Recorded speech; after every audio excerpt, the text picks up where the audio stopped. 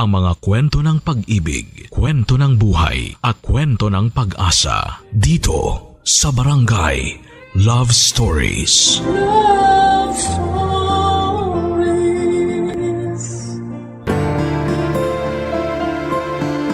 May mga pag-ibig na dumarating sa isang pambihirang pagkakataon at hindi ito mahahadlangan ng mga kabiguang pinagdaanan natin. Dahil kung para kayo sa isa't isa, gagawa ng paraan ang tadhana upang kayo ay magkasama. Ikaw kabarangay, naniniwala ka ba sa kapangyarihan ng pag-ibig? Dear Papa Dudut, magandang tanghali po sa inyo at sa lahat ng mga kapwa ko panatiko ng programa ninyong Barangay Love Stories. Tawagin niyo na lamang po ako sa pangalang Lauren, 34 years old at taga Pasig City. Nagtatrabaho ako sa isang private company bilang marketing associate. Matagal na talaga akong fan ni Papa Dudut. Sa katunayan ay nahawaan ko na sa pakikinig ng programa ninyo sa radyo ang mga kasamahan ko sa opisina. At hindi talaga kompleto ang aming pananghalian hanggat hindi kami nakakapag-tune in sa Barangay LS. Isang araw ay nagkatuksuhan kami ng mga kaibigan ko na magpadala ng sulat sa inyong istasyon. Bali, 4 kaming nag-send ng kwento namin sa inyong email address. Paunahan na lang kung kaninong sulat ang unang mababasa. At kung pala rin na mapili ang istorya ko, ako na ang magiging pinakamasayang babae sa mundo. Papa Dudut, magsisimula ang lahat noong 2023 kasama ko noon sa paborito kong restaurant ang longtime boyfriend kong si Sev. Naging kami 10 years ago. Tipikal na gabi lamang yon noong niyaya ko siyang makipagkita sa akin para samahan akong mag-dinner date. Papa Dudut.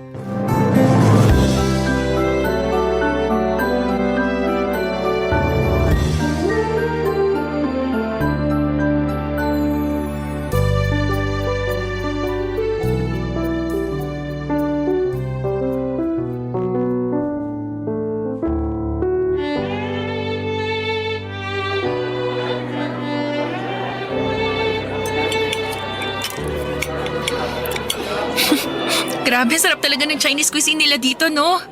Paborito ko talaga tong pansit nila tsaka itong siomai. O teka, bakit parang hindi mo ginagalaw yung pagkain mo, babe? Wala akong gana. Di naman ako masyadong gutom eh. Sa katingin ko, kulang pa sa'yo yung mga in-order natin. Gusto mo, pati yung akin, kainin mo na eh. Ha? Bakit bigla namang naging ganyan yung tono mo? May problema ba? Paano ko sabihin ko meron? Ano yun? Di ano, kundi sino. Sino? Ikaw, Paano naging ako'y kumakain lang naman ako rito? nagtanong ka pa talaga para ka nagutuman ng isang linggo kung makakain ka dyan. Dami mo pang in-order. Maubos mo ba talaga yan? Mamaya masayang lang ang mga pagkain na yan eh. Mahal pa naman dito sa kinainan natin. Teka ha? Ang dami mo namang sinasabi, hinay-hinay lang, okay? Di ako makabuelo eh. Unang-una, ano bang problema mo? Bakit bigla mo yatang pinakialaman yung pagkain at saka yung mga in-order ko? Pangalawa, oo, gutom ako. Kaya naparami order ko tsaka kain. Anong masama ron? Masama doon kasi nakita mo na ba ang sarili mo sa salamin, ha? Ha? Ano namang kinalaman nun? Malaki. Kasi tingnan mo nga yung katawan mo, ang laki-laki na. Chef, ulitin mo nga yung sinabi mo. Sabi ko, ang laki-laki mo na. Takaw-takaw mo kasing kumain eh. Daig mo pa may sikmura ng balyena. Kaya tingnan mo, kitang-kita na sa katawan mo yung resulta oh. Excuse me? Alam mo, di ko lang sinasabi sa'yo to pero naaasiwahan na kasi ako sa katawan mo eh. Pwede bang mag-diet ka naman? Bawasan mo mga kinakain mo para sumeksi ka. Medyo di ka na kasi maganda sa paningin ko eh. Nakakaumay, ganun.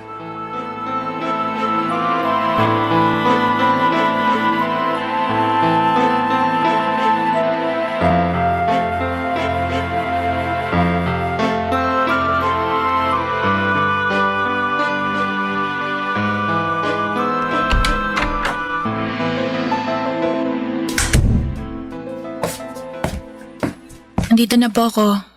Oh, nak. Bakit malungkot ka? Hindi po ako malungkot, ma. Pagod lang po siguro ako. Ito po, kunin nyo. Pasalubong ko po sa inyo. Baka hindi pa kayo kumakain eh. Kumain na kami kanina pero ano ba to? Pagkain? Ay, ang dami naman. Akin na, dali. Take out po dun sa restaurant na kinainan namin ni Sev kanina. Ha? Bakit ang dami? Kakaunti lang naman tayo rito sa bahay. Ako lang, ikaw, ang papat kapatid mo na di naman malakas kumain. Teka nga, sabihin mo nga sa akin yung totoo, nak. May nangyari ba sa inyo ni Sev? Wala po, Ma. Anong wala? Hindi mo ko maloloko, ha? Nanay mo ko. Baka gusto mong linyahan na naman kita ng mga pamosong linyahan ng mga kananayan pag alam nilang nagsisinungaling sa kanila ang mga anak nila. Ano? Wala naman po talaga, Ma. Hindi ako naniniwala sa'yo. Sabihin mo na kasi, nak. Baka naman matulungan kita. Nagugutom po ko, Ma. Ano? Kamo kumain kayo ni Sev, di ba? Hindi ka ba nabusog? Hindi po, kasi po sinabihan ako ni Sev na ang dami ko raw order. At ang lakas ko raw pong kumain kaya lumalaki na raw po yung katawan ko. Yan po yung mga in-order ko eh. Medyo naparami nga kasi gutom ako at gusto ko lang kumain. Stress din po kasi ako sa opisina kaya napaparami yung kain ko eh. Kaso nung sinabi niya sa akin yun kanina, nawalan na ako ng gana. Tapos naiya na rin ako sa kanya kasi nga, ang pangit-pangit ko na. Ay, saan galing yung pangit, ha? Hindi ka pangit, anak. Ako yung Sev na yan, ang pangit ang ugali. Sino siya para pagsalitaan ka ng ganyan? Oo, medyo nagkakalaman ka nga pero hindi pa rin yung dahilan para insultuhin ka niya. Siraulong yun. Parang ako na rin ang binastos niya eh. Yan yun na po, Ma. Nagsasabi lang naman po ng totoo si Sev. Baka concern lang siya sa kalusugan ko, ganun. Depende kung paano niya sinabi. Pero base sa kwento mo, malinaw pa sa sikat ng araw na ininsulto ka niya. Kakausapin ko yun, ha? Ayoko sa lahat yung ginaganyan ka ng kahit sino. Kahit na yung boyfriend mo pa. Walang modo. Ma, please. Basta. Buti pa, kumain ka na. Pero, Walang pero. Kumain ka. Kainin natin tong uwing pagkain mo, ha? Ang dami nito, oh. Kainin na natin to. Sasaluhan kita para may kasama ka. Magpakabusog ka. Maging masaya ka. Kalimutan mo na lang muna yung asungot na boyfriend mo. May araw din siya sa akin. Huwag kang mag-alala. Pagsasabihan ko siya. Papa Dudut, never naman akong naging conscious sa aking timbang at figura kahit natabain talaga ako dahil diagnose akong may PCOS. At kasama na nga ang hirap sa pagbabawas ng timbang sa kondisyong kong yon. Malaki rin ang epekto ng stress at pagkagutom ko kaya napaparami ang aking kain. At kahit na gustuhin ko mang pigilan yon ay hindi ko talaga magawa. Minsan ay umiiyak na lamang ako sa sobrang gutom kapag pinipili kong hindi kumain para hindi na tumaba pa. Noong naging kami ni Sev, alam niya ang kondisyon ko. Sinabi ko yon sa kanya nang lumabas ang resulta ng ultrasound ko noong isang beses na nagkonsulta kami ni Mama sa OB-GYN. Dahil nga sa irregular ang aking menstruation. Siyempre dahil lalaki normal na hindi niya agad maunawaan ang kondisyon ko. Pero ipinaliwanag ko kay Sev ang lahat-lahat.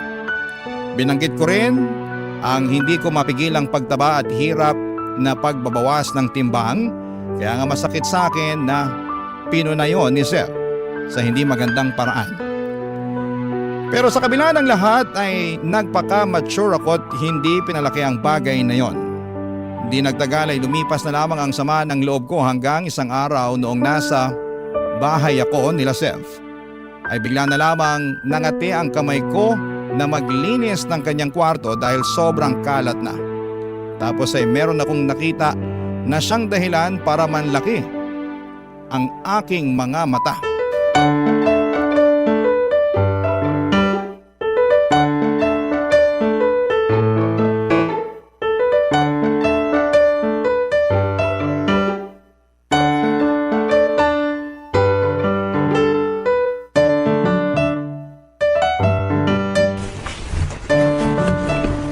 grabe Sev, ang dami mo na palang labahan dito.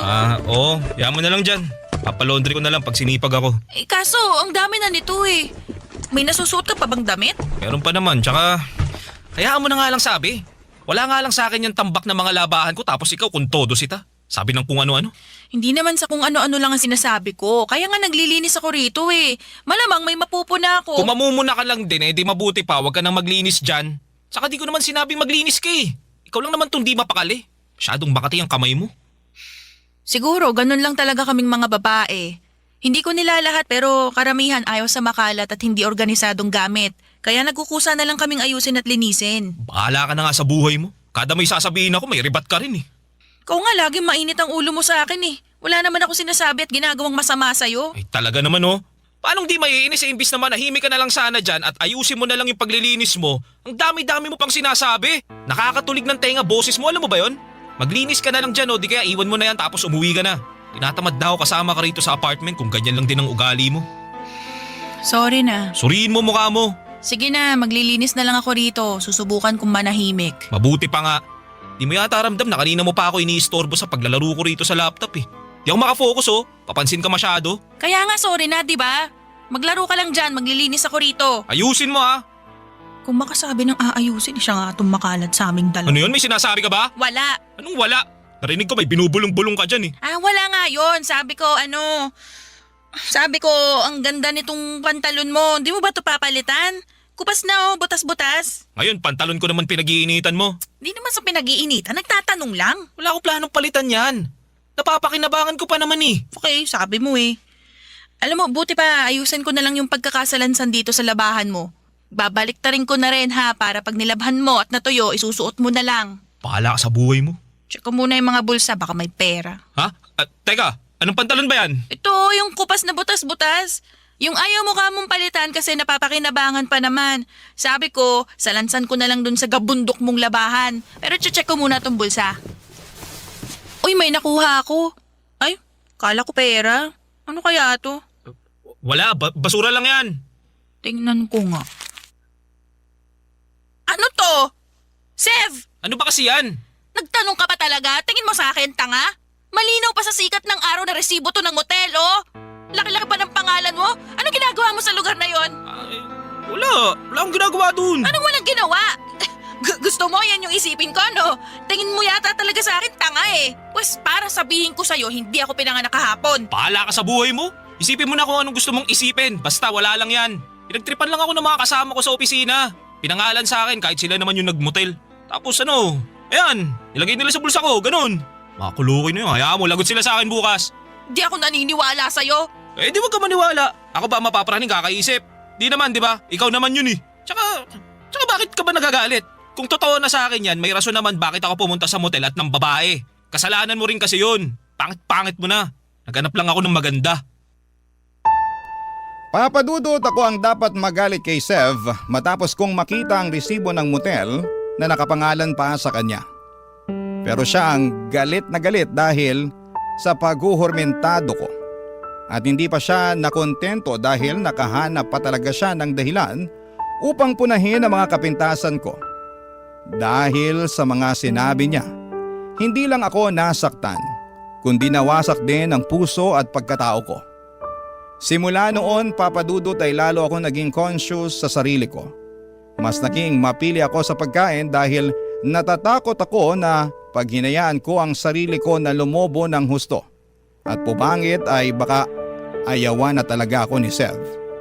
At ayaw ko namang mangyari yon, kaya ginawa ko ang lahat para pumayat at maging kaaya-aya sa kanyang paningin sa lalong madaling panahon. Pero kahit na anong effort ko, napansin ko na lamang na unti-unti nang lumalayo ang loob sa akin ni Sev ng mga panahong yon. Papadudot. Barangay Love Stories. Barangay Love Stories. Papadudot, mas kinain po ako ng takot at pagdududa na baka pinagtataksilan na ako ng boyfriend kong si Sev nang dahil sa hindi na ako kaakit-akit sa kanyang paningin. Kaya nga para mapabilis ang pagpapapayat ko ay na-crash diet ako. Yun bang bigla na lamang akong hindi kumakain at panay tubig na lamang ang kinukonsumo ko sa takot na baka madagdagan ang aking timbang. Pero alam naman natin na hindi yun healthy at recommended ng mga doktor dahil nangangailangan ng nutrisyon ng ating katawan na nakukuha natin sa pagkain po ng tama. Kaya lang ay hindi ko na yon inisip dahil nga ayaw kong iwan si Sev at ipagpalit sa ibang babae na di hamak na mas sexy at maganda kesa sa akin. Kaso dahil sa ginawa kong yon ay napasama ako. Isang araw ay bigla na lamang sumakit ang tiyan ko. Yung klase ng sakit na hindi kayang mapagaling ng mga over-the-counter na gamot. Hanggang sa umabot na nga sa puntong namamaluktot na ako sa sakit ng tiyan, kaya nagpa-ospital na ako kina Mama Papa Dudut.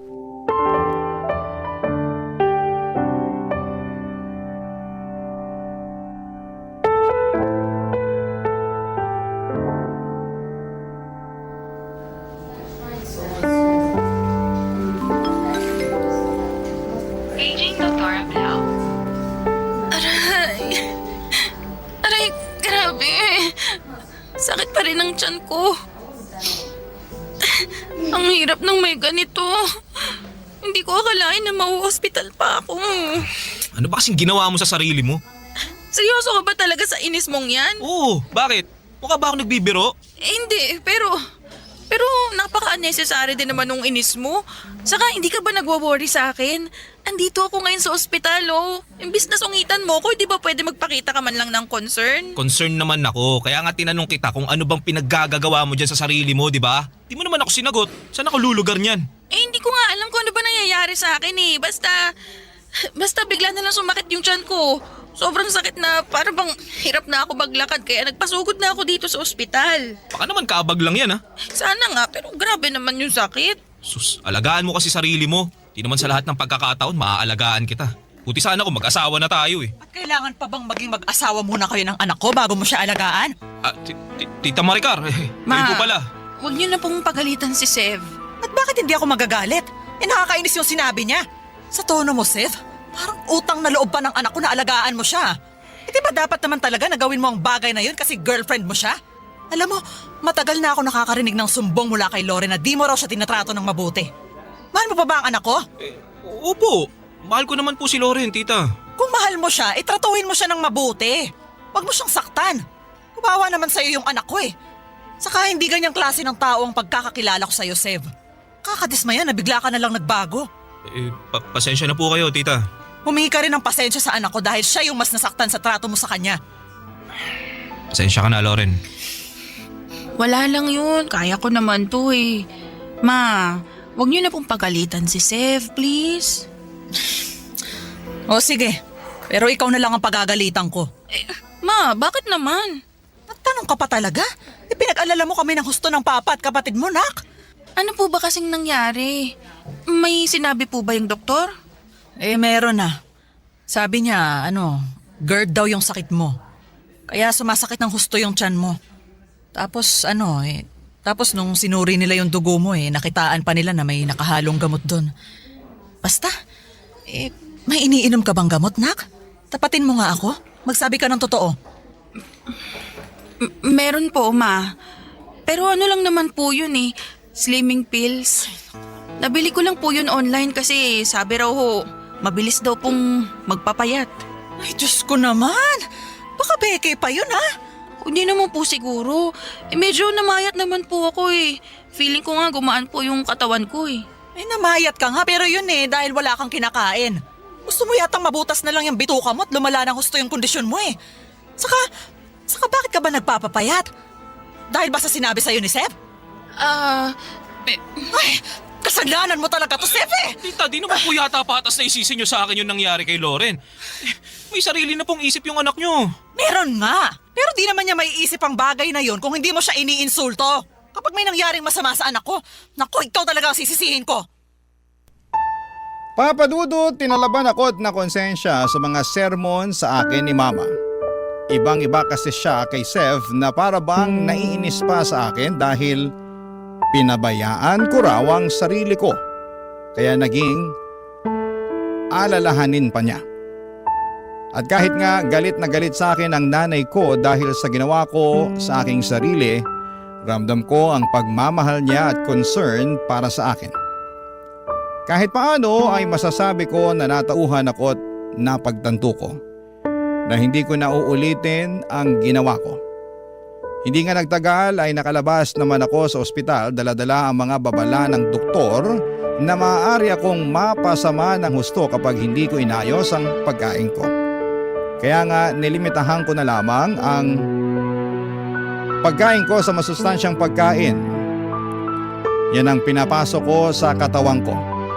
At hindi ko hinahayaan na malipasan po ako ng gutom. Kami pa rin naman ni Seth ng mga panahong yon, pero masasabi kong hindi na kami ganong kalapit sa isa't isa. Ako na lang yata ang kumakapit pa rin sa aming relasyon at umaasa na magiging maayos ang lahat. Nababalik kami sa dati kahit ramdam ko na unti-unti nang lumalayo ang loob niya. Ang tadhana na nga ang gumawa ng paraan para bumitiw ako sa relasyon namin. Pauwi ako noon at may nadaan ng motel ang sinasakyan kong motor pauwi sa bahay namin. Tapos, nakita ko doon si Sev na papasok habang kaakbay ang isang babae na mukhang napulot lamang niya sa tabi-tabi. Agad akong pumara sa motel na yon at mabilis kong kinumpronta ang boyfriend ko.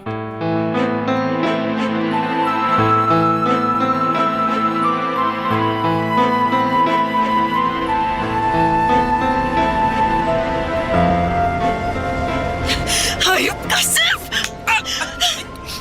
Sino ba yun? Lauren! Ano, nagulat ka, no? Oo! Anong ginagawa mo rito? Di ba dapat ako nagtatanong sa'yo niyan? Anong ginagawa mo rito kasama yung babaeng yan? Pwede ba? Huwag kang mag-eskandalo rito. Nakakaya oh. Pinagtitingin tayo ng mga tao. Ah, marunong ka palang mahiya. Akala ko kasi pinakapal na ng panahon yung pagmumukha mo. At saka bakit ako mahihiya? Ikaw ang dapat mahiya kasi naturingan kang may girlfriend. Pero bakit may kasama kang iba, ha? Balak nyo pang mag-check-in para ano? Para gumawa ng milagro? Hoy, babae! Sino ka ba sa akala mo, ha? Bakit mo kasama yung boyfriend ko? Hoy Karen, for your information, Sandy ang pangalan ko. Huwag mo akong mabababae dyan, ha? Tsaka, for your information ulit, wala akong pakialam kung girlfriend ganitong si Seth. Eh, hindi ko naman siya kaano-ano. Basta, binayaran niya lang ako para sa aking serbisyo. Tapos pumayag akong sumama sa kanya rito sa motel. Uy, huwag ka nang sumagot, pwede ba? Pinapalala mo lang yung sitwasyon eh. Ako ba ang nagpapalala? Eh, ikaw pala tong may girlfriend na iskandalosa? Tapos nagpahuli ka pa? Eh, di kasalanan mo. Manahimik ka na nga lang.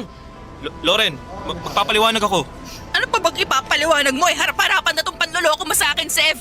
Pasensya ka na. Ano pang magagawa ng paghingi mo ng pasensya sa akin? Tingin mo tatablan pa ako niyan? Tingin mo mapapatawad pa kita? Sev, bakit? Bakit mo nagawa sa akin to? Bakit mo ko niloko? Lauren, kasi... Kasi pangit na ako? Ha?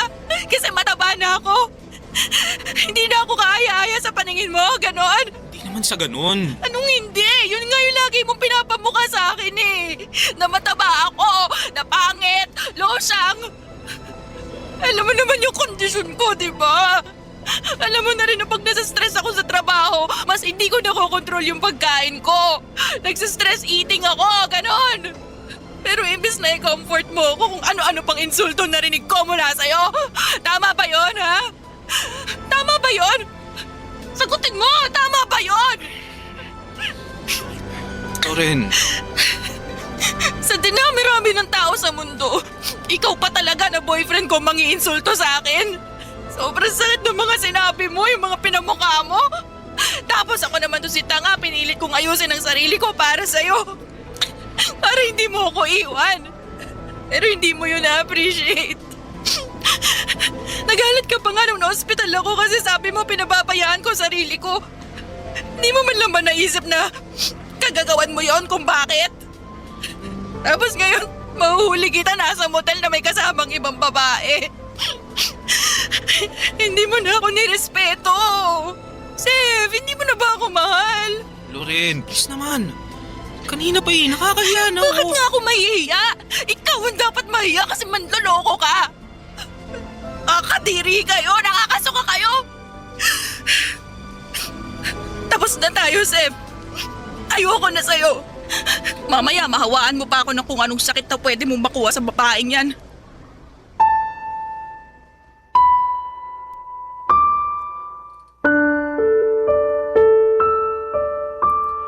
Papadudot, kahit na masakit sa akin ang naging komprontasyon namin ni Sev at labag sa loob ko na makipaghiwalay sa kanya. Dahil nga sa mahal na mahal ko pa rin siya, ay hindi ko na rin naman kinaya ang harap-harapan niyang panloloko sa akin. Kaya nga tinapos ko na ang lahat ng namamagitan sa amin, pero pinatikim ko muna siya ng mag-asawang sampal na deserve niya. Sa kabilang banda, labis din naman ang iniwang sakit ng kalooban sa akin ni Sev. At malaking parte nga noon ang mga pabaon niyang insulto at paninisi sa akin kung kaya nagawa niyang mambabae. Pilit ko yung inalis sa isipan ko, ngunit may mga pagkakataon pa ring minumulto ako ng mga kakulangan at kapintasan ko sa aking sarili. Naisip ko tuloy na baka kasalanan ko talaga ang lahat at deserve kong iwanan at masaktan. Barangay Love Stories. Barangay Love Stories. Papadudot, sobrang broken talaga ako noon dahil nga sa breakup namin ni Sev. Akala ko kasi ay siya na ang the one, pero it turns out na bigla siyang nagloko. Kaya naman iniyak ko talaga ang lahat. Nag-stress eating ako at kinalimutan ng pansamantala ang pagkain ng tama. Buti na lang at nandyan ang pamilya at mga kaibigan ko na siyang naging matibay kong suporta. At bukod doon ay kasama na rin ang programa ninyong Barangay Love Stories na nagpapasaya sa akin. Doon ako nagsimulang i-marathon ang inyong mga episode, maparadyo man o online. Sa katunayan ay nanonood din ako ng inyong live sa social media at madalas na nagko-comment kapag nagugustuhan ko talaga ang istoryang ini-ere ninyo. O di kaya kapag naiinis ako ng husto sa bida kasi ang syunga-syunga niya. Like me noon sa ex-boyfriend ko.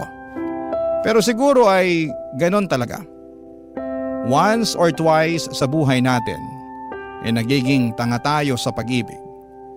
Moving forward, unti-unti naman ako nakausad at muling naniwala sa love dahil sa programa ninyo, Papadudot.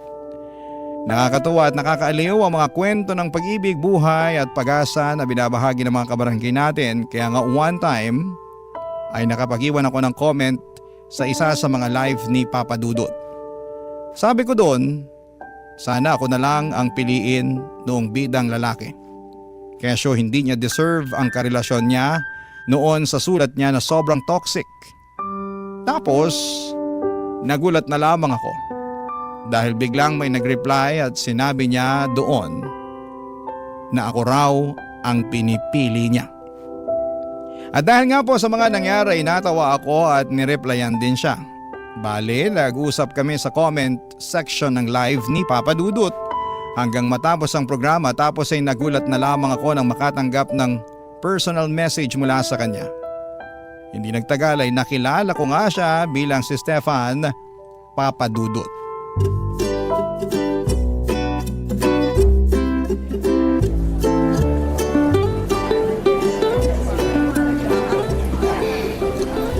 Grabe, sarap naman ang mga food sa cafe na to. Paano mo na-discover tong lugar na to? Grabing ganda, tapos affordable lang din yung mga pagkain. Ganda pa ng ambience. Tambay na talaga ako dito. Kilala na ako ng mga staff. Dito rin kasi ako madalas nagtatrabaho pag gusto kong maiba naman yung paligid ko. Yung bang ayoko muna sa bahay, yung ganun. Nakakasawa rin kasi. Wow, so work from home ka pala? Oo, simula pa nung pandemic. Nice, iwas traffic, no? Ay, hala, sorry. Masyado na ba akong maraming kinakain? Pansin ko kasi konti ka lang kumain. Baka mamaya iniisip mo, ang takaw-takaw ko ah. Masarap lang talaga yung pagkain. Hindi ko mapigilang kumain ng kumain. Kaya nga tayo umorder na marami pagkain para kainin.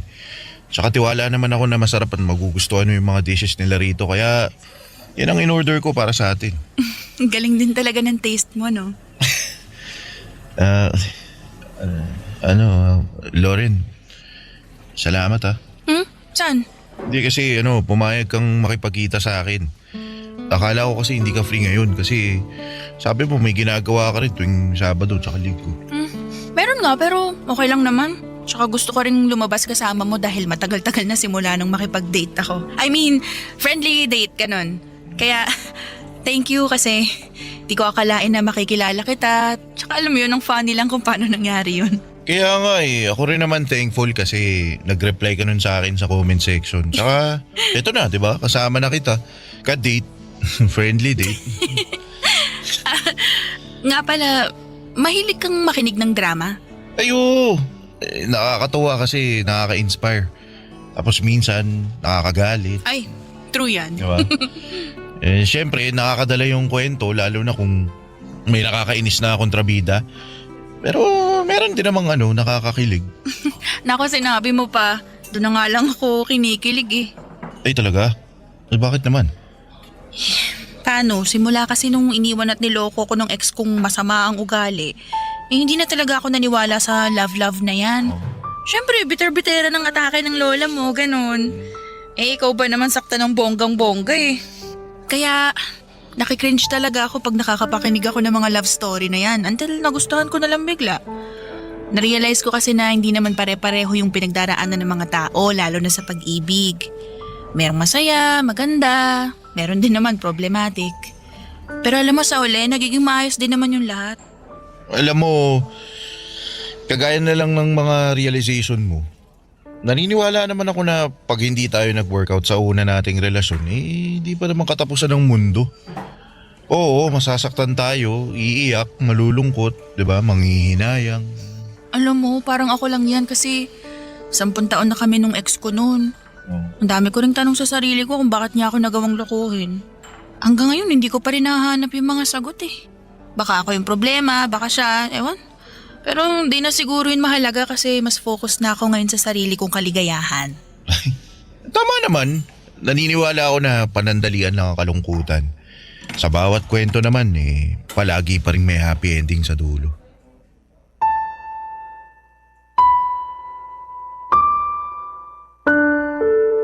Papadudod, sobrang unexpected ng date naming yon. Basta nag-decide na lamang kami na magkita ni Stefan. At masasabi ko na magaan ang aura niya noong unang beses pa lamang na nakita ko siya. Marami rin siyang alam na topic kaya hindi naging boring ang date naming yon. Sa unang beses matapos ang breakup namin ni Sev.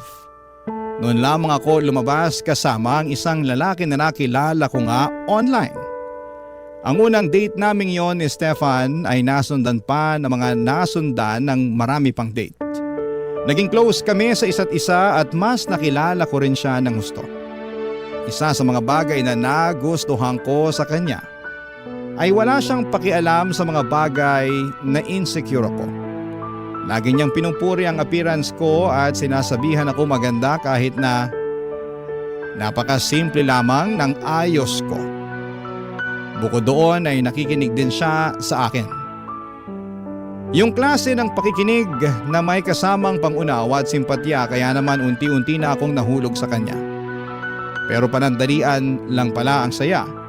Sapagkat isang araw ay merong binalita sa akin si Stefan na siyang dahilan upang malungkot ako ng husto. Papadudot.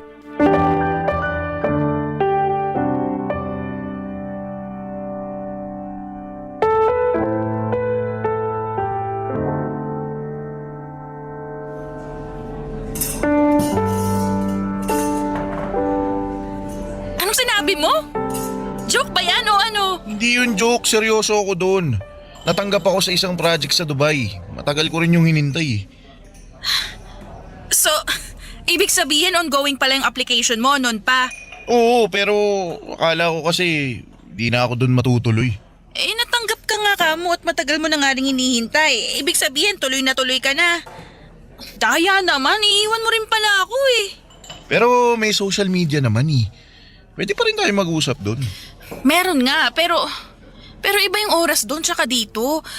Baka mahirapan tayo, lalo na siguradong magiging busy ka na doon pagdating mo. Makakahanap pa rin naman ako ng paraan para kausapin ka. Hindi mo naman kailangan gawin yun kasi magkaibigan lang naman tayo, di ba?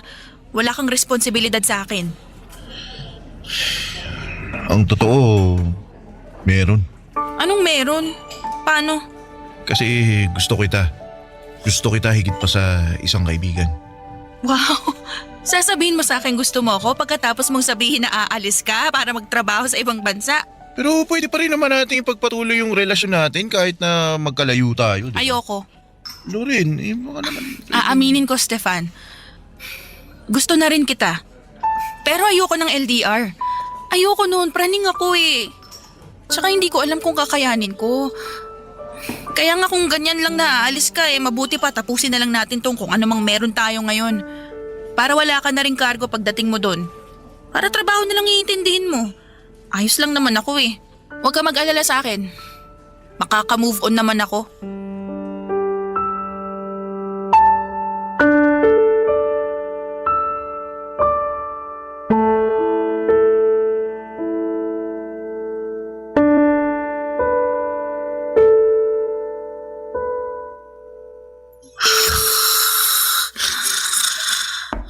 Lorenak, gising ka dali. Po! Bakit po, ma? Teka, pagbubuksan ko kayo ng pinto. Sorry, Nak. Mukhang malalim na yung tulog mo. Naistorbo pa tuloy kita. Ayos lang po, pero ano po ba yon? Bakit niyo ako ginising? May naghahanap kasi sa'yo. Kanina pa sigaw ng sigaw sa may gate natin kaya nilabas na namin ng papa mo. Ma, nagpapasok kayo ng tao dito sa atin? Oo, pero nagpakilala naman siya sa amin ng papa mo. Siya raw si Stefan. At nagmamakaawa siya na kausapin ka kaya sige na. Labasin mo na kasi di raw siya uuwi hanggat di ka nakakausap. Sige po, ma. Stefan, bakit pumunta ka pa rito sa bahay? Sorry Loren, hindi ko lang talaga kayang tanggapin na ganun mo na lang tinapos ang lahat sa atin. Ano ba kasing meron tayo? Gusto lang naman natin ang isa't isa pero wala nga tayong label eh. Tsaka aalis ka na, di ba? Dapat mas mag-focus ka na doon kaya sana kalimutan mo na lang ako. Hindi ko magagawa yun dahil mahal kita. Anong sabi mo? Mahal na kita at gusto kong maging tayo. O kung ano mang meron tayo ngayon. Ayokong itapon na lang basta-basta yung pinagsamahan natin. Gusto ko lumalim pa yun at magbunga. Gusto ko kitang ligawan. Gusto kitang maging kasintahan. Gusto ko rin naman yun eh. Pero aalis ka nga eh. Pero babalik naman ako eh. Pag nakabalik na ako, magpapakasal tayo. Di pa nga kita sinasagot, kasal na agad gusto mo? Ikaw na kasi yung babae na nakikita kong makakasama ko hanggang pagtanda natin. Kaya sorry kung advance ako mag-isip. Ang totoo, ikaw na rin yung nakikita ko na gusto kong makasama habang buhay. Pero natatakot kasi ako eh. Hindi mo naman ako masisisi, di ba? Hindi, normal lang naman yung matakot.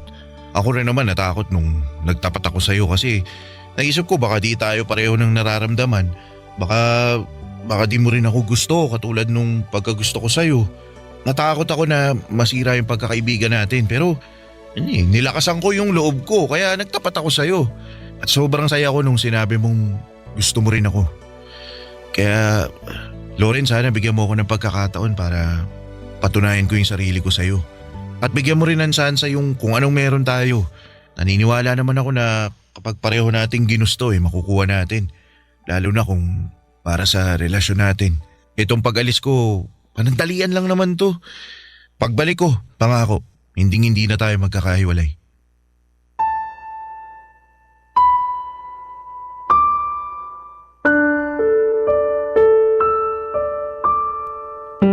Papadudod, ramdam ko ang sincerity sa boses ni Stefan.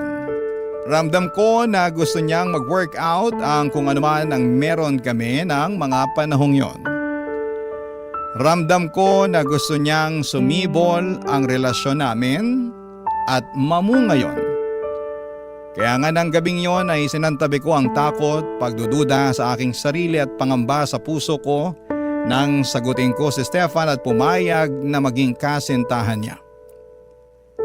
Mahal ko na rin naman siya at na-realize ko na mas hindi ko pala kaya na mawala siya sa akin. Kaya nga pinag-usapan namin ang magiging setup namin sa aming pansamantalang paghihiwalay. Papadudod, hindi po madali ang long distance relationship lalo na sa katulad kong nasanay na nasa tabi ko lang noon ng ex ko. Pero worth it ang lahat ng sakripisyo dahil ramdam ko kung gaano kagusto ni Stefan na magtagumpay ang aming relasyon. Sa araw-araw na lamang na ginawa ng Diyos ay hindi siya nagmintis na i-appreciate ako, na iparamdam sa akin ang pagmamahal niya at kung gaano ako kahalaga sa Kanya. Kaya nga nagpapasalamat ako ng husto sa Panginoon dahil natagpuan ko ang katulad ni Stefan. Sa kasalukuyan ay nasa Dubai pa rin si Stefan Papadudut pero uuwi na siya sa 2026 at plano na rin naming magpakasal sa taong yon. Hindi perpekto ang aming relasyon pero pagmamahal namin sa isa't isa at pananalig sa may kapal ang pinakamalakas naming sandigan. Maraming salamat po sa pagbasa ng aking kwento at sana po ay marami kaming na-inspire sa istoryang tinampok ko sa programa ninyong Barangay Love Stories. God bless po and more power sa inyong istasyon. Ang inyo pong forever kapuso at ka-barangay, Lauren. Kwentuhan naman tayo dito sa comment section. Ang mga kwento ng pag-ibig, kwento ng buhay at kwento ng pag-asa dito sa Barangay Love Stories. Love Stories.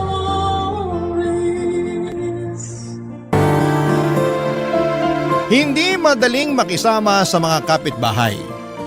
Lalo't magkakaiba kayo ng estado at prinsipyo. Minsan mas madali na lang silang baliwalain at huwag pansinin. Ikaw kabarangay, gaano mo kasundo ang mga kapitbahay mo? Dear Papa Dudut, ako nga pala si Belinda, 50 anyos at isang single mom sa anak kong 18 anyos na si Mia. Para kaming mag-best friend ng anak ko. Lagi kaming magkamaritesan lalo na kapag may mga ganap sa mga kapitbahay namin.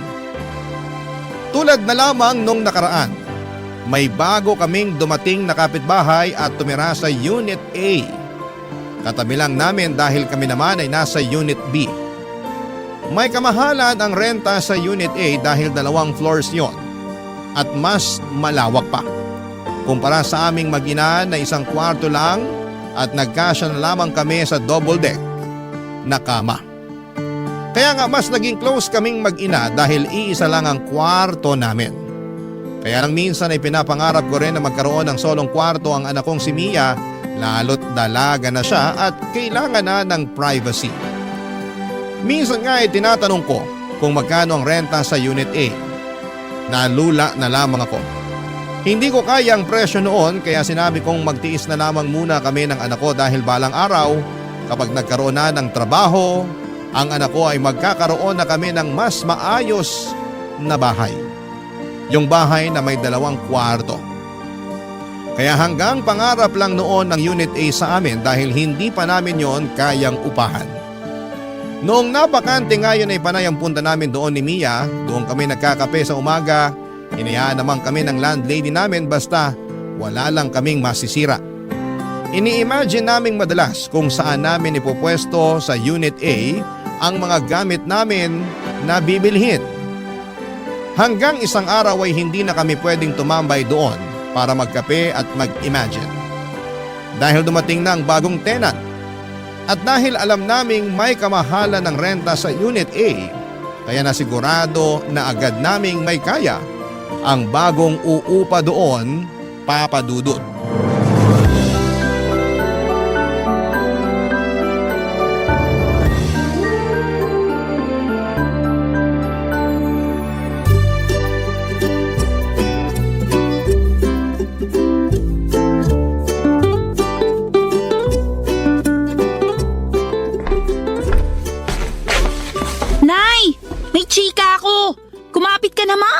Alam mo na ba kung sino yung bagong tenant sa Unit A?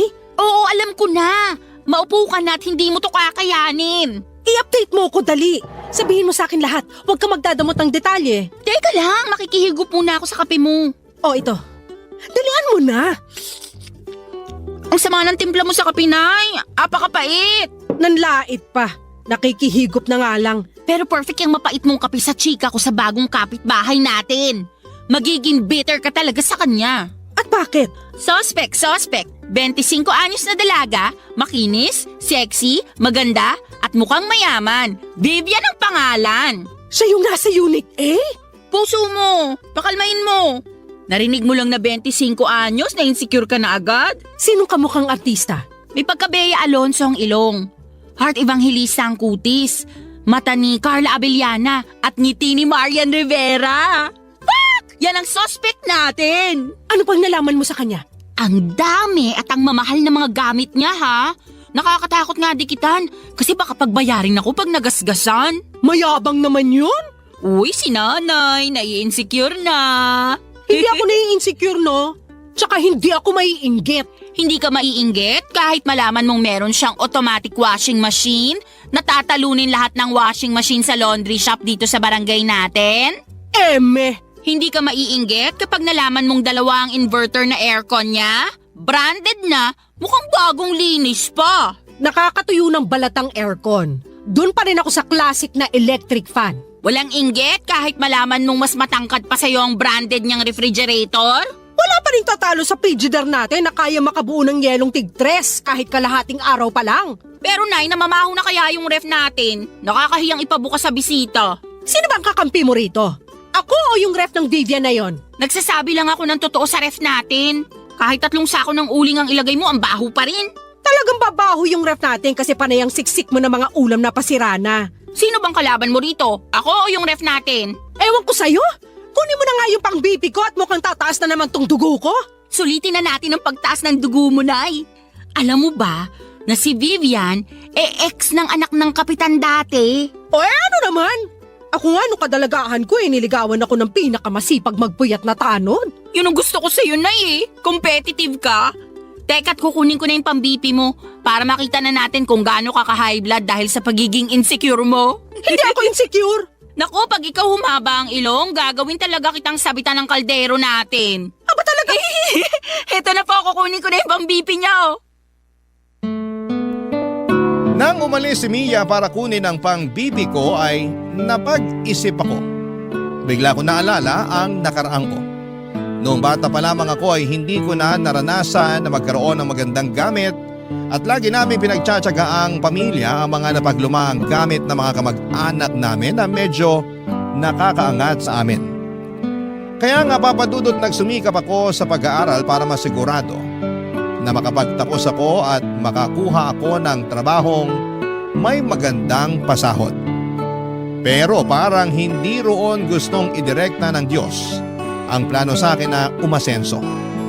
Hindi ako nakapagtapos ng pag-aaral dahil sa maraming kadahilanan at syempre pinakamalaking dahilan na roon ay ang pagiging kapos namin. Ang masakit pa, nabuntis din ako habang nasa kalagitnaan ako ng pagkamit sa mga pangarap ko. Pinakamasakit doon ay hindi ako pinanindigan ng nakabuntis sa akin, ang tatay ni Mia. Hindi na ako nakipagrelasyon muli sa takot na mabuntis akong muli at iwan.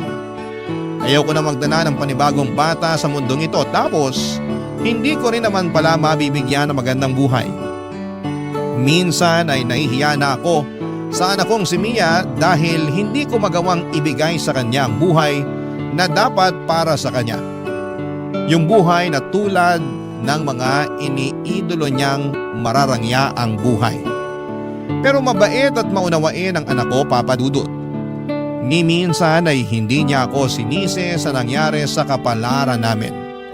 Sabi naman niya kahit papaano ay nakakaraos kami at iyon lang ang mahalaga. Nasa ganong pag-iisip ako nang bigla akong makarinig ng katok sa pinto namin. Agad ko yung binuksan at bumungad sa akin ang bagong tenant ng Unit A, si Vivian. Totoo ngang bata pa siya, maganda at sexy. Kahit sinong anak ng kapitan ng barangay ay papatulan siya, Papa Dudut.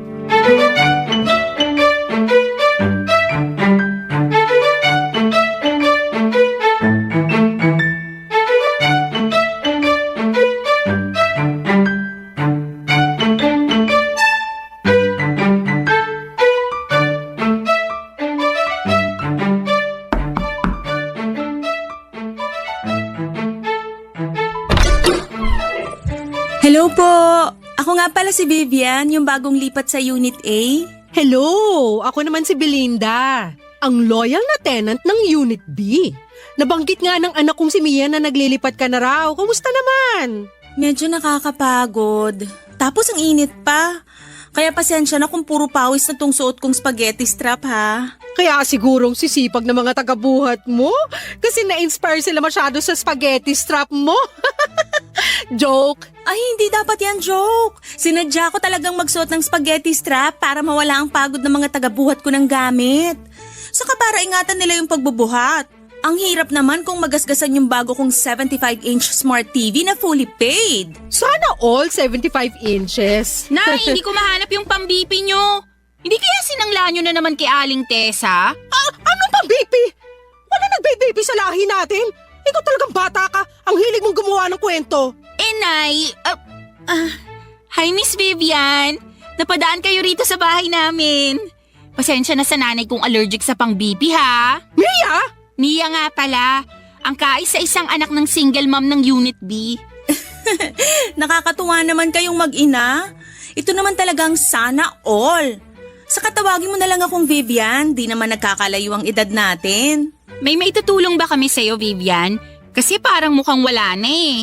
Halos trinabaho na lahat ng mga taga-buhat mo. Nakakaloka nga eh. Kahit yung mga kapitbahay nating lalaki, tumulong na rin.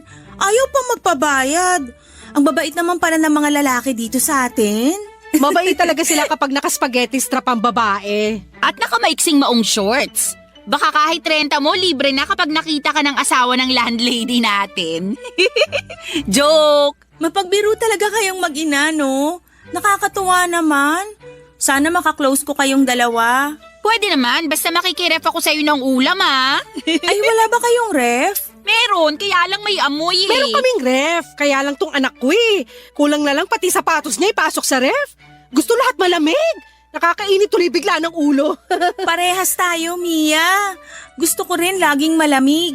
Kaya nga dalawa yung binili kong inverter na aircon eh. Bala ko pa nga bumili ng isa pa para bawat sulok ng bahay ko, malamig na. Ang yabang naman ng 3 aircon. Oy, joke lang yun ah. Okay lang. Hindi naman ako pikon. Saka alam ko namang mahilig lang talaga kayong magbirong mag-ina. Ito hindi biro ha. Baka pwedeng makinood sa TV mo. Mia! Walang problema. Andyan lang naman ako sa bahay. Madalas kasi naka-work from home ako. Anytime na gusto mong makinood, katok ka lang, okay? May kasama pang popcorn at soft drinks pag makikinood ka. Uy, narinig mo yun, Nay? May popcorn at soft drinks. Talo ang tubig at tinapa natin na pinapapak natin kapag nanonood tayo ng balita. Mas malasa naman ang tinapa kaysa sa popcorn. At mas healthy ang tubig kaysa sa soft drinks. Naku, pasensya na ha. Hindi ko kayo mo-offera ng tinapa kasi allergic ako dun. Lalo na sa tuyo. Pero marami akong imported na meatloaf at corned beef. Pwede na siguro yung papakin kapag nanonood kayo ng balita. Bibigyan ko kayo. Di ko rin kasi nagagalaw masyado kasi lagi lang akong umu-order ng food ko. Wala akong time magluto eh. Tatanggapin namin ang ayudang yan, Vivian. Ilang taon na kasing luya lang ang laman ng kitchen cabinet namin eh. Ikaw talaga kanina mo pa binabackstab ang bahay natin. Totoo naman ah. Naku, tumatawag na yung magde-deliver ng food ko. Maiwan ko muna kayo ha. Katok lang kayo sa Unit A kapag may kailangan kayo. Bye! Papa Dudut, mukha namang sincere ang pakikipagkaibigan ni Vivian sa aming mag-ina. Kaya lang siguro ay natabunan niyo ng inis dahil sa inggit ko. Opo, Papa Dudut. Inggit nga ako kay Vivian. Magpapakatotoo na ako. Mas lumala nga ang inggit ko nang makaharap ko na siya at makita kung gaano siya kaganda at kasexy. Ganon kasi ang itsurang pinapangarap ko noong dalaga pa lamang ako. Malapit ko na sanang ma-achieve yon, kaya lang ay nabuntis ako at nasira ang figure ko. Binala ko namang ayusin pagkatapos kong manganak. Kaya lang ay naging busy na ako sa pag-aalaga kay Mia. Dagdag pa na kinailangan kong maghanap kaagad ng trabaho para may pangtustos ako sa pangangailangan namin. Wala naman kasi akong ibang maaasahan noon kundi ang sarili ko. Mas nahirapan pa ako sa pagtatrabaho lalo't wala ring ibang mag-aalaga kay Mia. Naalala ko pa yung unang trabaho na pinasukan ko, Papa Dudut. Ayaw sana nila akong tanggapin dahil baby pa noon si Mia at may chance raw na hindi ako makapag-focus sa trabaho ko. Lalo na noong nalaman nilang single mom ako at walang ibang tumutulong sa akin sa pagpapalaki kay Mia. Naiintindihan ko naman sila, Papa Dudut. Pero naaawa sa akin ang boss ko at pinayagan akong dalhin si Mia sa opisina. Nasa ilalim ng mesa ko lagi si Mia. Doon ako naglatag ng higaan niya.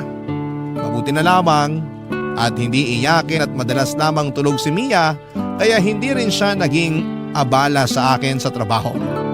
Hindi rin siya nakaabala sa mga katrabaho ko. Ginawa ko yon ng ilang taon at nung nakahanap na ako ng panibagong trabaho na makapagbibigay ng mas malaking sahod ay buong puso akong nagpasalamat sa boss ko. Pinayagan naman niya akong umalis at binigay pa sa akin ang blessing niya. Doon ko rin nalaman na noong nagsisimula siyang magtrabaho ay kagaya ko rin siya. Isa rin siyang single mom at walang ibang tumutulong sa kanya kundi ang sarili niya, Papa Dudut. Barangay Love Stories. Barangay Love Stories. Naalala ko lang noong unang lipat namin sa Unit B, Papa Dudut. Mura pa lang noon ang upa. Medyo malaki na noon si Mia at kinakailangan naming makahanap kaagad ng malilipatan dahil pinaalis na kami sa luma kong inuupahan. Hindi na raw kasi yon ipapaupa dahil titira na roon ang anak ng landlord ko. Nahirapan akong makahanap ng matitirhan namin lalo't hindi ko rin kayang budget ng ibang paupahan. Hanggang sa makita ko ang tinutuluyan namin ngayon. Unit B. Malapit yon sa trabaho at higit sa lahat ay hindi ganoong kataas ang paupa. Mabait din ang landlady ko. Nagustuhan niya si Mia kaya naman pinayagan niya akong umupa roon. Binawasan pa niya ng 1,000 ang upa ko. Naaawa marahil sa kalagayan ko bilang isang single mom. Dito na kami tumira sa Unit B mula noon hanggang magdalaga si Mia. Hindi na rin tinataasan pa ng landlady namin ang upa sa amin. Sa aming mag-ina lang yun ha, dahil sa ibang tenants ay regular na nagtataas ang landlady namin. Bilang kapalit sa kabutihan ng landlady namin ay kami mismo ni Mia ang naging tagabantay ng compound namin. Kami na rin ang naglilinis ng lahat. Sinisiguro naming na ire-report namin sa landlady kung meron kaming makitang problema sa compound. Kaya mas lalong natuwa sa amin ang landlady namin. Mukhang forever na nga kaming uupa roon dahil hindi na kami makakahanap pa ng ganong kabuting landlady. At higit sa lahat ay hindi na kami makakahanap pa ng ganong kamurang paupahan. Malapit yon sa trabaho ko at malapit yon sa school ni Mia. Kinapos man kami sa karangyaan pero biniyayaan pa rin kami sa ibang paraan, Papa Dudut.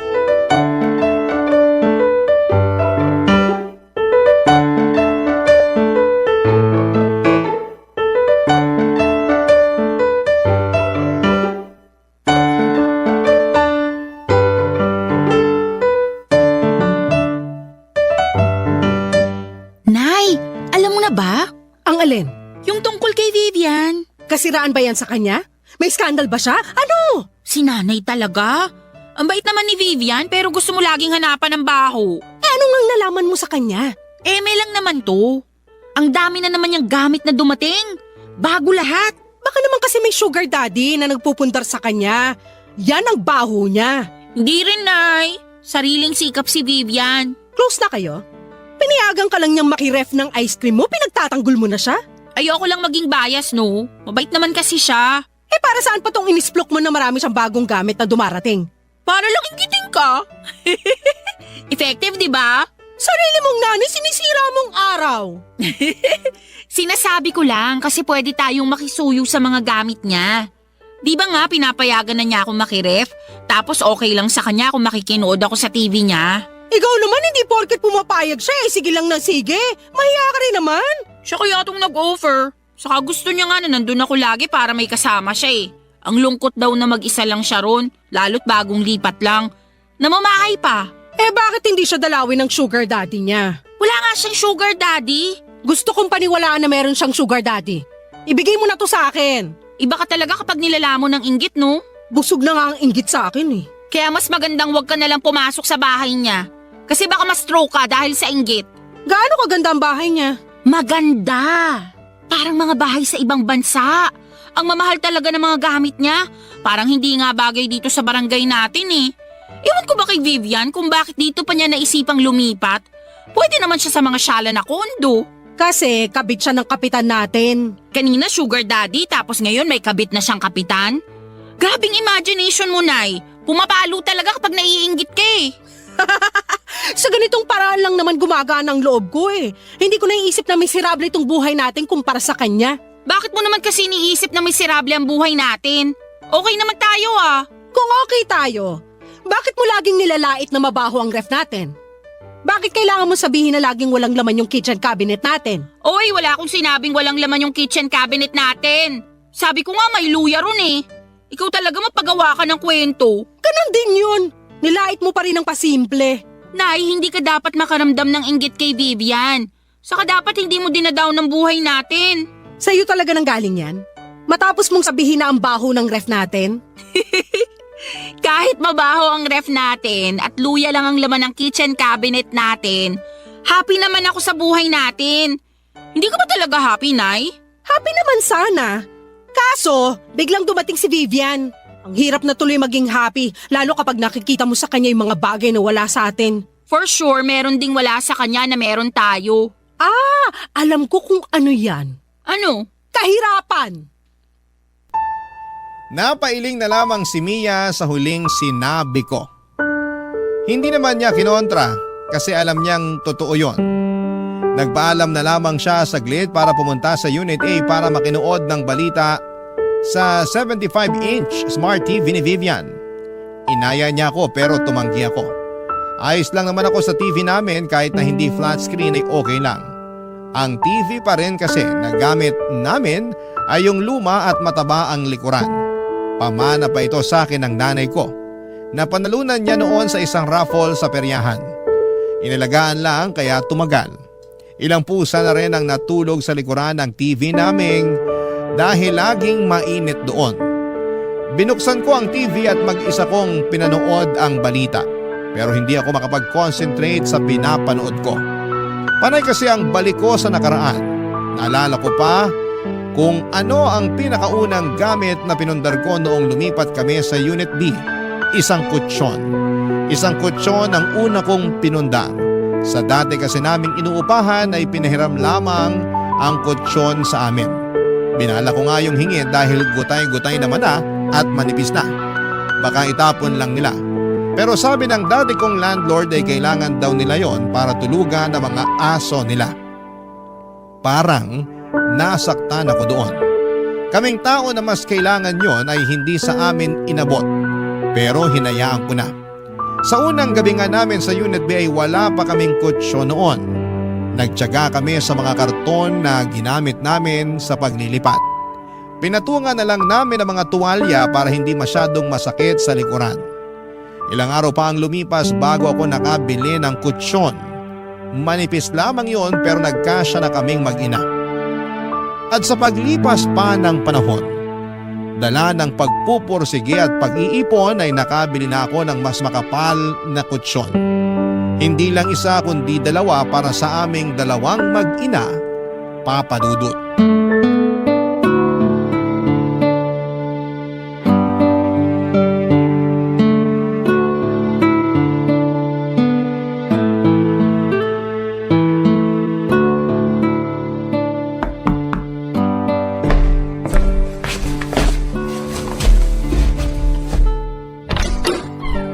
Hello, Ate Belinda! Vivian! Huwag mo na akong tawaging ate. Hindi naman nagkakala yung edad natin. Ah, ganun ba? 25 years old ako eh. Eh, ikaw? 50. Ay, hinahanap mo ba si Mia? Wala kasi siya rito. Andun sa bahay ng kaklase niya. May tinatapos para sa school nila. Ay, hindi naman. May kailangan lang sana ako sa'yo. Sa akin? May kailangan ka? Anong meron ako na wala ka? Teka, bago mo sagutin yan, pumasok ka muna. Baka mahamugang ka dyan sa labas. Naka-spaghetti strap ka pa naman. Nagpalinis kasi ako ng aircon kanina. Ah, kaya ka naka-spaghetti strap. para linisang maigi yung aircon mo. At bigyan ng discount.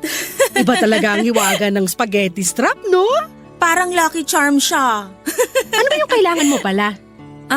Makikihiram lang sana ako ng electric fan kung meron kayo. Mayroon ako! 3 pa! Yung isa sira. Ayun, baka naman pwedeng pahiram. Yung sira ba? Yung gumagana sana. Pwede ba? Mukhang hindi mo na-afford magbayad ng kuryente dahil sa 3 aircon mo ah.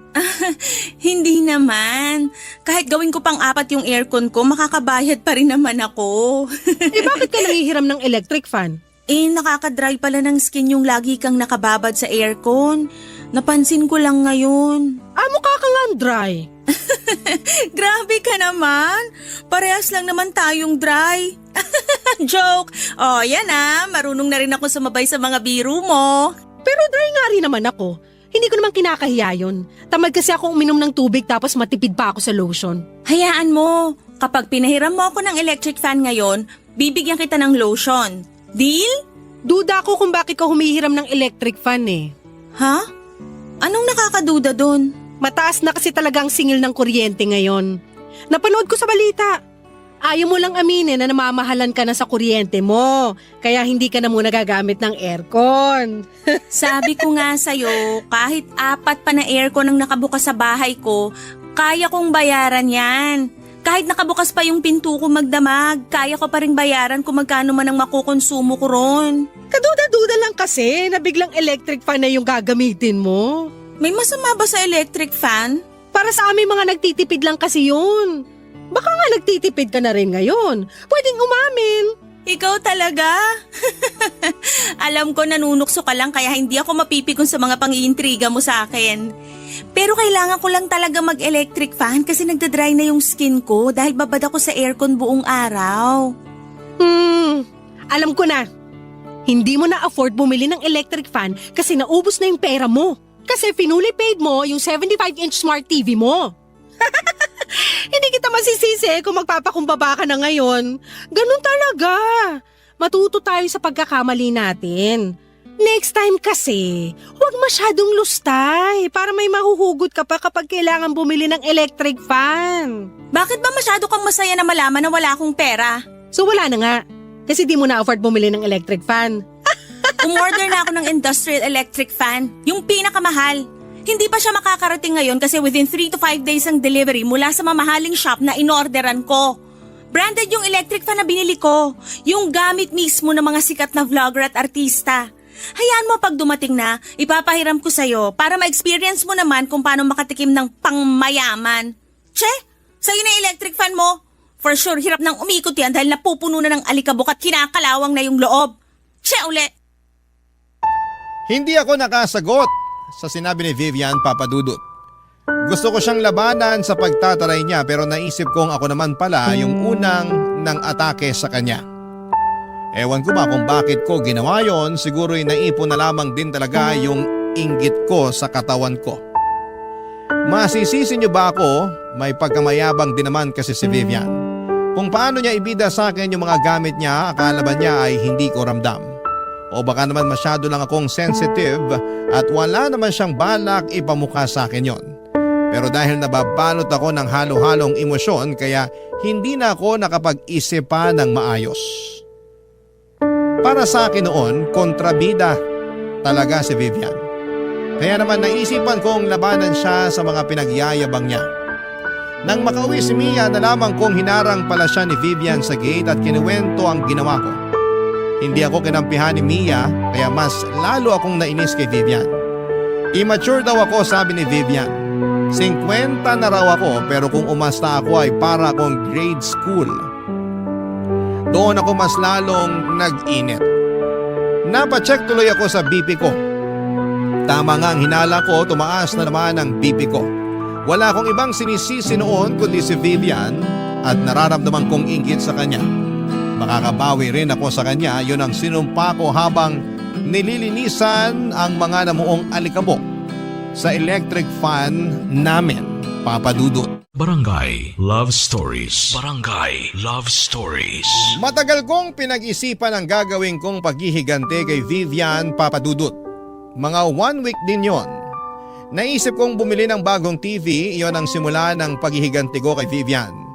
Inabangan ko ang sale online at nag-apply din ako ng loan sa online shop na yon. Nasilaw ako sa offer lalo't alam kong pwede ko yung bayaran ng paunti-unti.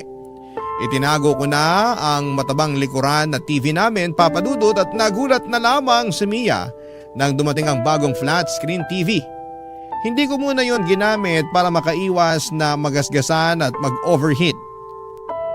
Kung nag-overheat man ang mga flat screen TV, wala rin naman kasi akong alam. Ang alam ko lang, pwede ko yung ipamukha kay Vivian oras na dumaan siya sa bahay. O di naman kaya ay lalakasan ko ang volume ng TV para marinig niyang meron na kaming bagong TV. Gusto na ngang gamitin ni Mia ang TV para makapanood na siya ng balita. Kaya lang ay sinabi ko na pasimplihan niya muna si Vivian na dumaan sa bahay. Nagtataka may sumunod pa rin si Mia dahil sa kagustuhan nitong makapanood na sa bagong TV namin. Maya-maya pa'y bumalik na si Mia pero hindi naman niya kasama si Vivian. Sinabi lang niya na busy daw si Vivian. Pero alam kong umiiwas lamang si Vivian sa akin dala nga noong minsang tensyon sa pagitan namin dahil lang sa electric fan. Kaya hinayaan ko na lamang na buksan ni Mia ang TV para makapanood na siya. Nilabas ko ang tinapa sa ref para papakin niya pero tumanggi siya dahil binigyan daw siya ng popcorn ni Vivian. Nainis na naman tuloy ako, Papa Dudut.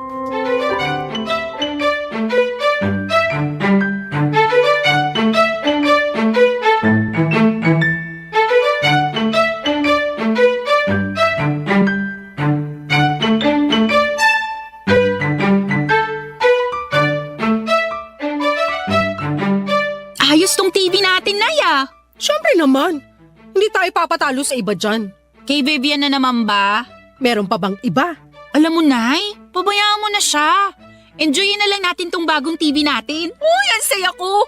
Hindi ko na kailangan pukpukin yung likuran ng TV para lang gumana kapag nagbo-blur yung pinapanood ko. Yan ang regalo ko sa'yo sa kasal mo, ha? Ipapamana ko sa yung TV na yan. Ha? Ito ang ireregalo mo sa akin pag kinasal na ako? Baka basag na yung screen nito kapag nakahanap na ako ng lalaking papakasalan ako. Grabe naman yung regalo mo, recycled. Wala akong pakialam. Ipapamana ko pa rin tong TV sa'yo, kaya alagaan mong mabuti. Tulad ng pag-aalaga ko roon sa matabang TV natin dati. Hayaan nyo, Nay. Aalagaan ko tong TV natin. Sisiguraduhin ko na makakakain siya ng 3 beses sa isang araw. Bibilang ko rin siya ng vitamins, lalo kapag napupuyat siya sa gabi. Okay na po ba? Puro kakalokohan. Lakasan mo nga volume ng bagong TV natin. Malakas naman ang volume Hindi nyo pa rin ba marinig? May pangbili ng bagong TV pero cotton buds wala. Naririnig ko kaya lang gusto kong marinig din sa Unit A. Nako, kay Vivian na naman. Siya bang inspirasyon mo kaya ka bumili ng bagong TV? Malamang! Ano nga namang ikaw? Ayan na ata si Vivian. Lakasan mo yung volume. Tsaka humanap ka ng mapapanood ng matingkadang kulay. Wala naman tayong cable na. Iisa lang ang channel natin. Wala akong pakialam. Gumawa ka ng paraan. Lagyan mo ng filter yung palabas. Teka, bubuksan ko lang yung pinto. Hi, Belinda! Hi, Vivian! Dinig ko ang lakas ng TV niyo sa unit ko Ganun ba? Sobra naman pala ang lakas ng sounds ng nabili kong TV. High quality talaga. Umaabot talaga sa'yo yung tunog. Oo, naka-apekto siguro na nakabukas lahat ng bintana niyo kaya dinig sa akin. Pwedeng makita? Pasok ka! Pwede ka rin makinood kahit anong gusto mo. Nay, isa lang ang channel natin. Lagyan mo ng filter! Wow, ang cute ng TV niyo Anong cute? Ang cute para sa maliliit lang. Ang laki kaya ng TV namin. Oh, sorry. Nasanay lang kasi ako sa laki ng TV ko. Ilang inches ba to? Ano siguro? 40 to 55 inches. Asian size, ganon. Hindi mo man lang chinek yung size bago ka bumili? Nagmamadali na kasi ako sa pag-shopping. Kung ano na lang yung madampot kong TV, yun na lang ang binili ko. Next month, bibili na lang ulit ako ng bago. Balitaan kita. Maganda yan. Nakakatuwa naman. Kasi tong si Mia laging nagre-reklamo dun sa matabang likuran na TV nyo At least ngayon may flat screen na kayo. Ewan ko ba kay nanay kung bakit ngayon niya lang naisipang i-retire yung senior citizen namin na TV. Sentimental kasi ako sa gamit. Pamana pa kasi yun ng nanay ko. Naiintindihan kita. Naabutan ko rin naman yung ganong TV pero binigay na lang namin sa kapitbahay namin nung may nagregalo na sa amin ng bago. Hanggang ngayon gamit pa rin nila yung TV na binigay namin eh. Ay, gumagana pa? Tsaka nagkakausap pa rin kayo ng dating kapitbahay nyo? Oo, close pa rin kami kahit nagdalaga na ako at umalis doon. Papadaanin ko nga siya rito next week. Ibibigay ko na kasi sa kanya yung ref ko. Bibili na lang ako ng bago, pamana ko na yun sa kanya. Total, 2 years ko na rin naman gamit yung ref ko na yun. Uy, Vivian, baka naman may ipamana ka rin sa amin.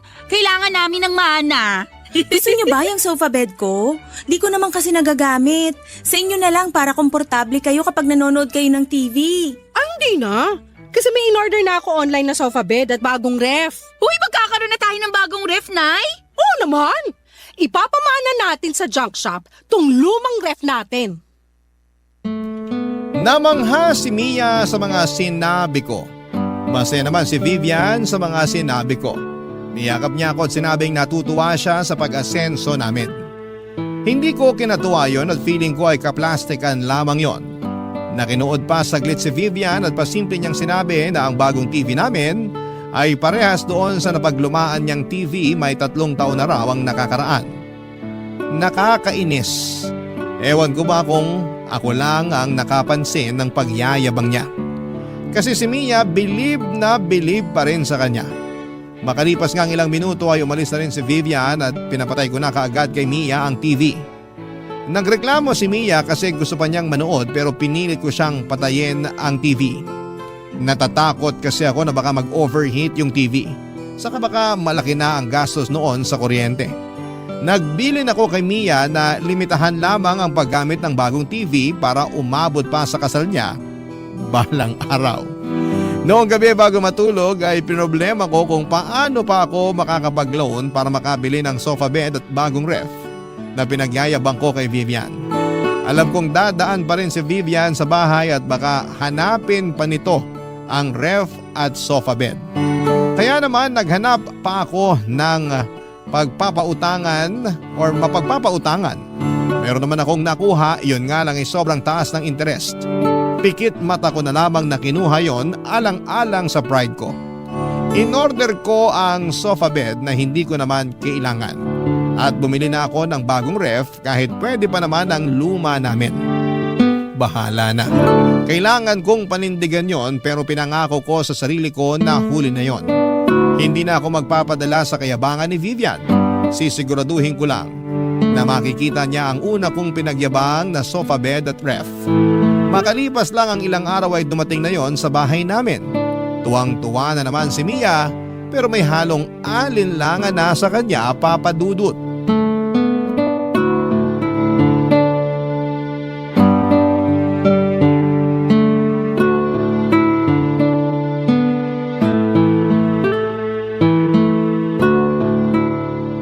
Ito na ba yung sinasabi niyong sofa bed kay Vivian? Ang ganda, di ba? Parang ang tigas. Nanlait pa. Baka naman delikado to sa spinal cord, Nay, ha? Magpasalamat ka na lang na meron na tayong sofa bed. Bakit kasi bumili ka pa parang hindi naman natin kailangan? Para ma-enjoy mo kapag manonood ka sa flat screen TV natin na hindi pa fully paid. Parang di nakaka-enjoy kasi nga matigas. Baka sumakit lang ang katawan ko. Para akong nakahiga sa isang sakong bigas eh. Eh di wag mong higaan. Ako na lang. O kaya kapag may bisita tayo makikitulog sa atin. Talaga? Tatanggap na tayo ngayon ng bisita? Di ba nga ayaw mong magpatuloy ng bisita kasi dagdag pa ka mo sa papakainin? Magpasalamat ka na lang at nakabili ako ng mga bagong gamit natin. Nagpapasalamat naman ako, kaya lang hindi ba parang sobra na tunay? Kasi hindi naman natin talaga kailangan itong sofa bed. Ay yung ref, hindi ba? Panay ang reklamo mo na mabaho na yung ref natin. Oo, mabaho nga pero may sentimental value sa akin yun eh. Yun na kaya yung ref na nakalakihan ko. Andun pa nga lahat ng sticker na dinikit ko eh. Mas maganda yung bago natin. Pag pwede na siya isaksak bukas, makikita mo. Kasing lamig ng yelo sa US ang may experience mo. Speaking of yelo, bibili muna ako sa labas. Hindi pala tayo nakagawa kagabi. May binili pa naman akong soft drinks. Sayang kung walang yelo. Bumili ka na rin ng popcorn para malantakan natin mamaya habang nanonood. Wow, asensado na. Hindi na tinapa ang pinapapak. Alis na ako. Ay, Vivian! Hello! Nagulat naman ako sa'yo. Kakatok pa lang sana ako pero nabuksan mo na agad yung pinto. Andyan ba nanay mo? Oo! Nay! Andito si Vivian! Labas lang ako ha. Bibili ako ng yelo at popcorn. Hi, Belinda! Hi! Andito ka? Gusto mo makita yung sofa bed at bagong ref namin, oh? Nakita ko na kanina nung dineliver dito. Congrats ha! Hindi na magrereklamo si Mia sa amoy ng lumang ref nyo. Mareklamo lang talaga ang anak kong yan. Naalala ko nga sa kanya yung sarili ko nung bata pa lang ako Naalala? Hindi ko pa yata nakwento sa'yo kung bakit malapit ang loob ko sa inyong mag-ina. Kasi nung bata ako, katulad ko rin si Mia. Marami rin akong gustong bagong gamit tulad ng nakikita ko sa mga kakilala namin. Pero hindi namin afford. Single mom kasi nanay ko. Ah, parang ako. Oo.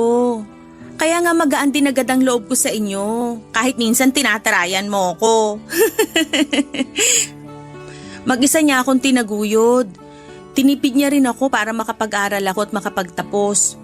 Kaya nga naaawa ako sa kanya. Yun, habang nag-aaral ako, marami akong ginawang sideline. Nagturo ako ng mga Chinese at Korean online, tapos marami pa akong pinasok na trabaho. Para ako na lang yung bumili ng mga kailangan namin sa bahay. Nagawa ko naman.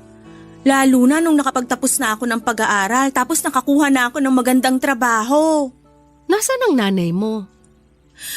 Ay, wala na Masaya na sa kabilang buhay. Sorry, hindi ko alam. Kaya siguro ako ganito ngayon. Bili lang ako ng bili ng mga gamit na pangarap namin dati ng nanay ko.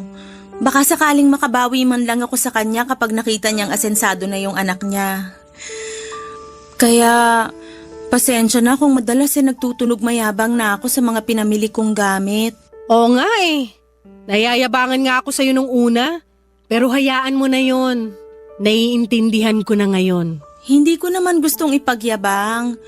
Kaya lang pagkaharap kita, parang sinasalamin mo nanay ko. Kaya gusto kong sabihin sa'yo lahat ng nabili kong mga gamit kasi sa puso ko, parang gusto kong matuwa ka. Kasi parang sa ganung paraan, feeling ko, natutuwa na rin si Mama.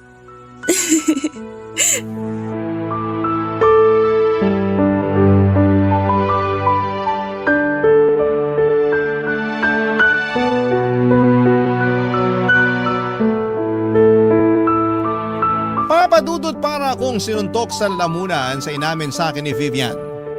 Parang nasa namin naman niya ang anak kong si Mia na may mga pangangailangan at hindi ko maibigay noon. Niyakap ko siya at sinabing proud ang nanay niya sa kanya kung nasaan man ito sa ngayon. At kung kailangan man niya ng isang ina na magsasabi sa kanya kung gaano siya kagaling at kabuti ay andun lamang ako palagi. Doon na siya nagsimulang umiyak, papadudot. At para gumaan ang sitwasyon ay inamin ko sa kanya na naiinggit ako sa kanya kaya ako bumili ng mga TV, sofa at refrigerator. Inamin ko sa kanya na loan lahat yon. At pinagsisisihan ko na dahil alam kong mahihirapan akong bayaran yon. Bigla na lang siyang nag-offer na magbayad ng lahat ng yon. Regalo na raw sa akin. Tinanggihan ko dala ng sobrang hiya. Pero sinabi niya sa akin na parang sa ganoong paraan ay niregaluhan na rin niya ang nanay ko.